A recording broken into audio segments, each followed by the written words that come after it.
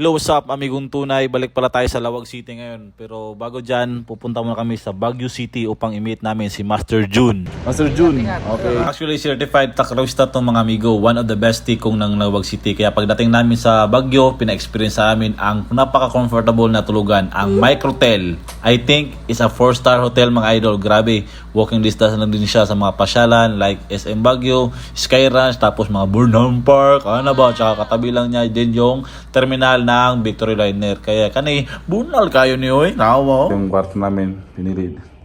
Double. Sinsya na kasi ganun nga, napatulog na kami. Tapos ano, pagod na galing sa Vietnam. Ay, Vietnam dahil. May TV. Okay.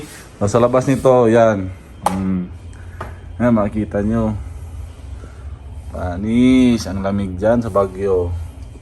Tapos, Victory Liner. Bus. Yan. Bunal. Alright.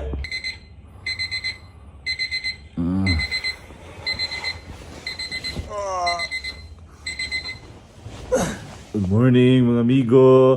Kain muna tayo dito sa ano, no? Sarap dito matulog sa Microtel. Okay. Please open, buddy. Open. Oy, oy. Gutom na? Kain muna tayo sa ano? Buffet. Buffet nila dito. Okay.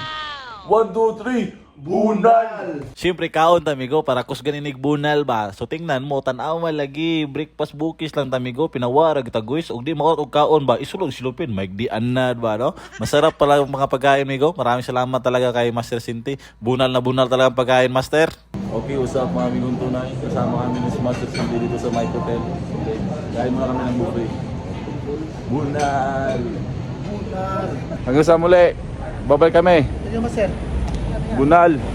Welcome to Lawag.